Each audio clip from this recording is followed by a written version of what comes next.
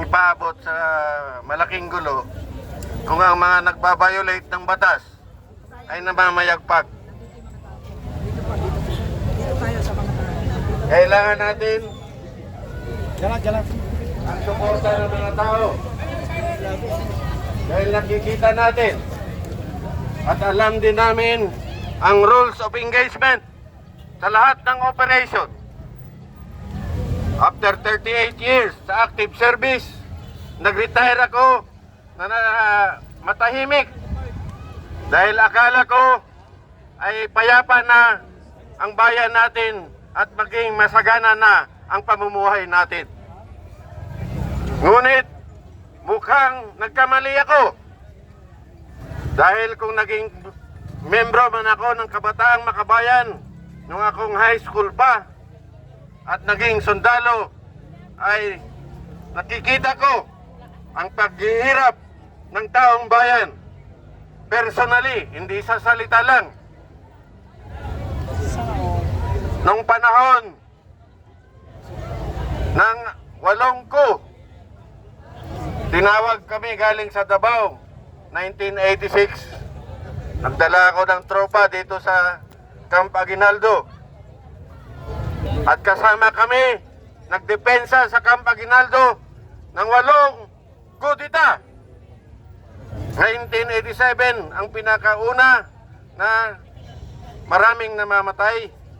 At 1989 ang huli na pinakamaraming namatay. Anong ginawa nila? Yung mga namatay na sundalo ay nagkaroon ng blackout. News blackout ang pinalabas.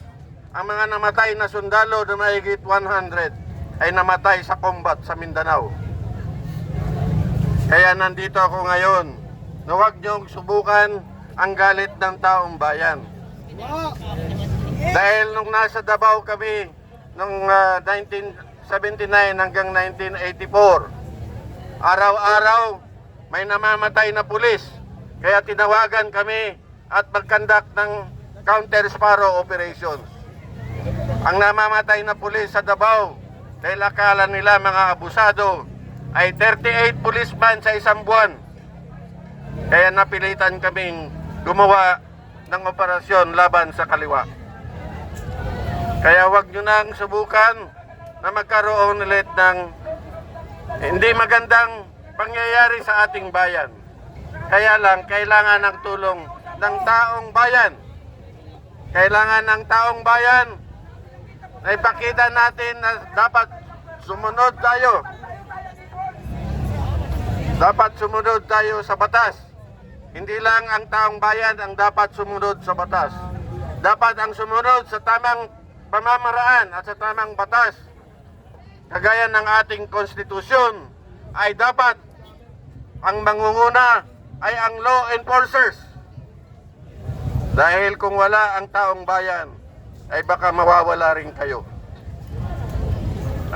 Nakikita natin na pag lumakas ang kalaban, gaya ng mga kalaban sa kaliwa, ay wala na din naman nagawa ang PNP sa Davao. Ang Davao tinake over ng Marine Brigade noong panahon ni Colonel Biason. Kaya ang nagtatraffic sa Davao noong araw ay mga Marines. Ang nagtatraffic at nagtaconduct ng peace and order operation sa Davao noong panahon ng kasagsagan ng bakbakan doon ay ang Marines. Ngayon, bakit ang nangunguna sa pagprotekta sa gumagawa ng mga kasalanan, lumalabag sa batas, ay pinoproteksyonan ng mga pulis at NBI? Tama ba yun? Ang tao ang makapagsabi kung tama yun. Pero sa experience namin na matagal na sa gera, ay hindi tama kung ang bawat aksyon ay lumalabag sa batas. Kahit sino pa man na lumabag sa batas ay dapat hulihin at ipakulong. Pero sa tamang paraan.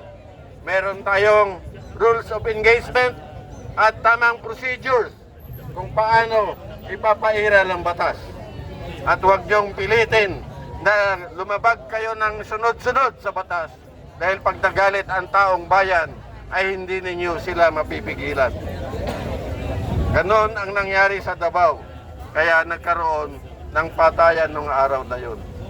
Ito pa, noong 1989, nung muntik nang matalo ang armed forces doon sa Camp Aguinaldo, ang order ng kataas-taasan sa amin, ako mismo nakatanggap ng order, ay tapunan ng granada ang mga pwersa ng mga sundalo na umatake sa Camp Aguinaldo. Hindi ko sinunod yun. Ang sinabi ko sa commander ay hindi namin magagawa yan dahil illegal yan. Natanggal ba ako sa serbisyo? Hindi naman. Noong 1987, ang order sa amin, patayin yung mga leader ng mga nagkubita. Kasama na si Colonel Hunasan. Nag-make statement ako. Nung sinabi ko, mga kasama din natin yan. Mga kasama din namin yan. Sir, hindi namin pwedeng magagawa yan. Kung gusto nyo, kausapin na lang natin. So, yun ang hindi magandang experience kung panahon ng gera. Maraming nambubusabos, maraming abusado, at marami rin ang sumusunod sa tamang paraan. Ngayon, humihingi si Senator Bato ng tulong, particularly sa grupo namin. Kaya ang iba sa amin ngayon ay matagal ng retired ay lumabas. At wala naman kaming armas, pero huwag nyo kaming pipilitin dahil marunong kaming maghanap ng armas. Huwag nyong pipilitin na isama namin ang taong bayan sa panahon ng kahigpitan. Pag pinaghihigpitan na ninyo ang taong bayan, baka hindi nyo makontrol. Ang strength ng armed forces at ng PNP ay almost 400,000 lang. Ang strength ng mga tao ay mahigit 100 million. So, huwag niyong pipilitin na umabot tayo sa hindi masamang gawain. So, kailangan natin na ipairal ang batas. Kung sundin natin ang batas, dapat ang mga senador ay sumunod din sa batas. Dapat meron din silang rules of engagement. Kung gusto nila na palabas si Bato, makiusap sila ng maayos sa Bato, kay Bato, para maayos yung legal procedures kung paano siya may turn over sa tamang korte. Hindi pa sa ICC dahil hindi pa tayo member ng ICC. So bahala na ang korte ang magdesisyon kung saan siya dadalhin. Pero sa ngayon, dahil nasa loob siya ng Senado, ay dapat wag ninyong gawan ng special operation. Dahil pag ginawa ninyo yan, baka tikim din kayo ng special operation. Thank you.